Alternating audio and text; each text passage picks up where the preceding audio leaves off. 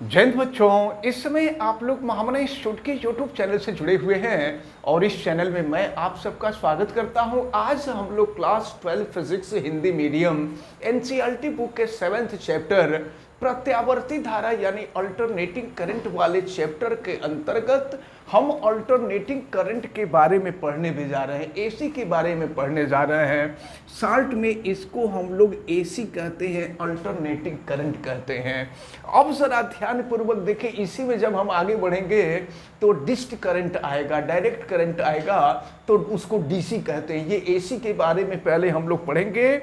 तो हम आपको चुंबकीय फ्लक्स के बारे में बताए थे कि चुंबकीय क्षेत्र में स्थित किसी तल से होकर गुजरने वाले चुंबकीय बल रेखाओं की संख्या को ही चुंबकीय फ्लक्स कहते हैं। चुंबकीय फ्लक्स को फाई से प्रदर्शित किया जाता है और फाई इज इक्वल टू हो जाता है बी इंटू ए, और अगर बल रेखाएं क्षैतिज से थीटा कोण बनावें तो ये हो जाएगा phi is equal to B A cos theta. लेकिन निचली कक्षाओं में आप पढ़े हैं कि थीटा की जो वैल्यू होती है, थीटा की वैल्यू ओमेगा टी के इक्वल होती है। तो अब हम यहाँ पर थीटा की वैल्यू रख लेते हैं, तो ये मिलेगा आपको phi is equal to B A cos omega T. अब हम इसको टी के रिस्पेक्ट में डिफरेंशिएट कर देते हैं, अवकलन कर देते हैं। तो देखें, ये मिलेगा आपको d phi by D t is equal to B A तो कांस्टेंट है, तो जब कांस्टेंट होगा तो कांस्टेंट का अवकलन नहीं निकलता है, जैसे रहता है वैसे ही रह जाता है। अब कास का अवकलन जो होगा वो हो जाएगा माइनस साइन ओमेगा टी, और फिर ओमेगा टी का हम लोग निकालेंगे तो ये ओमेगा हो जाएगा। तो इस प्रकार आप देखें, फिर मिल रहा है D phi by D T is equal to minus B A omega. Omega को हमने पहले कर दिया और ये हो गया साइन ओमेगा टी। लेकिन फैराडे के वैद्युत चुंबकीय प्रेरण के नियम से आपने देखा था कि E इज इक्वल टू होता है minus N delta phi by delta T. तो डेल्टा का मतलब डिफरेंस होता है, डिफरेंस का मतलब डिफरेंशियल होता है, और डिफरेंशियल ही अवकलन होता है। तो हम डेल्टा के जगह पे चाहें तो डी लिख सकते हैं। अब इसके बाद जरा ध्यान पूर्वक देखें, हम D phi by D T की वैल्यू यहाँ रख देते हैं। ये हो जाएगा E is equal to minus N, और ये भी है माइनस बी ए ओमेगा, और ये हो जाएगा साइन ओमेगा टी। फिर ये हो जाएगा E is equal to minus into minus plus हो जाएगा, तो ये हो गया आपका एन बी ए ओमेगा, और फिर ये हो जाएगा साइन ओमेगा टी। अब मैं आपको बता दूं कि देखिए, ये एन बी ए ओमेगा ये सारी चीजें कांस्टेंट है, जो परिवर्तनशील है वो साइन की वैल्यू है। अगर साइन की वैल्यू मैक्सिमम हो जाएगी तो प्रेरित विद्युत वाहक बल भी मैक्सिमम होगा, साइन की वैल्यू निम्नतम होगी तो प्रेरित विद्युत वाहक बल का मान भी निम्नतम होगा। तो आपको पता है कि साइन का जो अधिकतम मान होता है ये वैल्यू 1 के इक्वल होती है। तो जब साइन का हम अधिकतम मान रखेंगे तो विद्युत वाहक बल का भी अधिकतम मान रखेंगे। तो विद्युत वाहक बल E को हम E0 से रिप्रेजेंट कर देंगे, ये E0 विद्युत वाहक बल का अधिकतम मान हो जाएगा।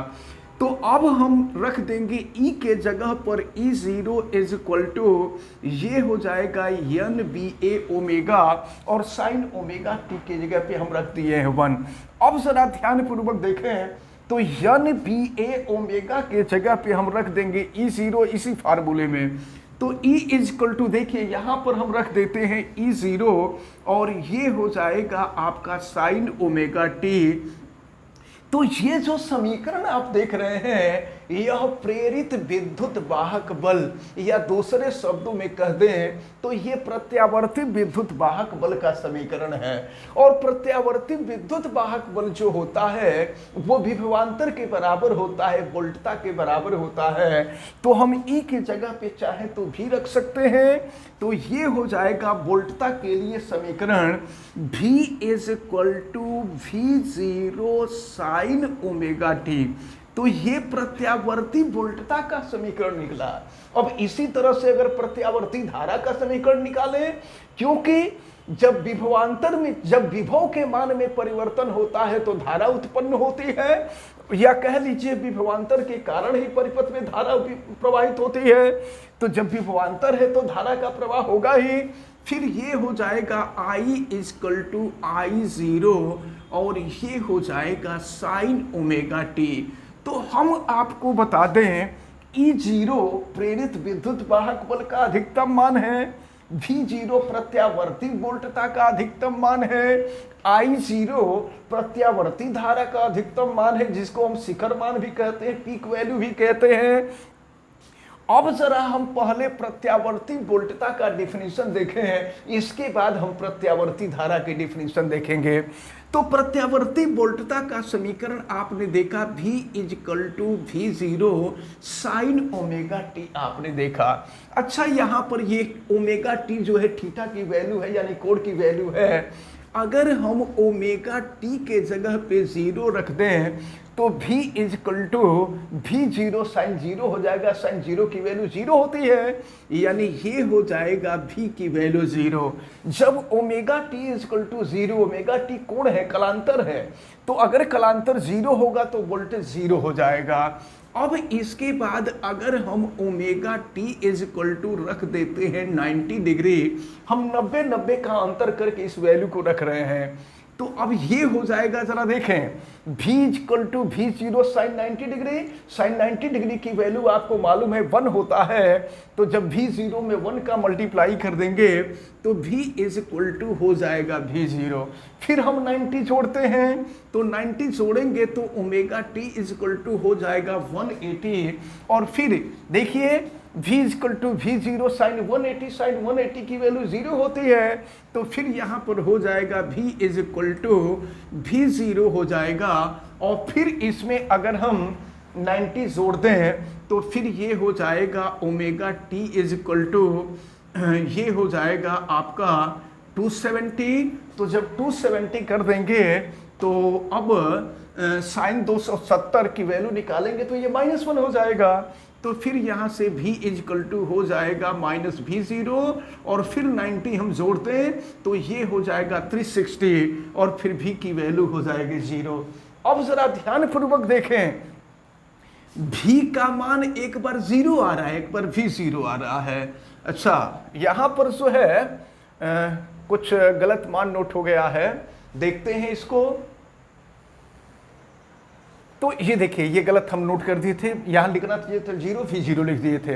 अब जरा ध्यानपूर्वक देखिए क्या हुआ। तो पहले वोल्टता का मान 0 हुआ, फिर V0 हुआ, फिर 0 हुआ, और माइनस जो है विपरीत दिशा को प्रदर्शित कर रहा है। माइनस का मतलब केवल दिशा विपरीत है, उसका कोई संख्यात्मक रूप से उसका कोई मतलब नहीं होता है।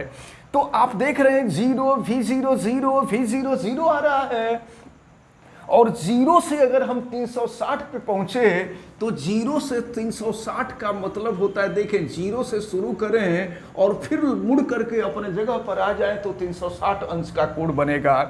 तो इस प्रकार हम प्रत्यावर्ती वोल्टता की डिफिनीशन बताने जा रहे हैं कि ऐसी वोल्टता जिसका परिमाण एवं दिशा समय के साथ साथ संख्यात्मक रूप से परिवर्तित होता रहता है, ऐसी वोल्टता को ही हम प्रत्यावर्ती वोल्टता कहते हैं। और इसी तरह से अगर हम मान ये कोण का मान वही रहे और फिर केवल प्रत्यावर्ती धारा के लिए कर दें तो फिर क्या हो जाएगा, V0 के जगह पे I0 हो जाएगा। तो फिर डिफिनीशन हम लोगों की यही मिलेगी, प्रत्यावर्ती धारा की जो डिफिनीशन होगी, ऐसी धारा जिसका परिमाण एवं दिशा संख्यात्मक रूप से समय के साथ साथ परिवर्तित होता रहे, तो ऐसी धारा को ही हम प्रत्यावर्ती धारा कहते हैं। तो प्रत्यावर्ती वोल्टता और प्रत्यावर्ती धारा दोनों का हमने आपको डिफिनीशन बताया फार्मूले के माध्यम से। अब इसके बाद हम लोगों को देखना है कि प्रत्यावर्ती वोल्टता और प्रत्यावर्ती धारा के लिए समय विस्थापन ग्राफ क्या है। तो इस ग्राफ को हम लोग नेक्स्ट वीडियो में देखेंगे। फिलहाल आज आपको प्रत्यावर्ती धारा के बारे में बताया गया और हमें उम्मीद है कि आप सबको बहुत अच्छी तरह से ये डिफिनीशन समझ में आई होगी। अगर किसी प्रकार की कोई दिक्कत समझ में आती है तो आप हमें कमेंट करके जरूर बतावें। वीडियो को मैक्सिमम स्टूडेंट तक शेयर करें और अगर किसी प्रकार की कोई दिक्कत समझ में आती है तो आप हमें कमेंट करके जरूर बतावें। वीडियो को मैक्सिमम स्टूडेंट तक शेयर करें। आप सभी लोगों का बहुत बहुत धन्यवाद। जय हिंद।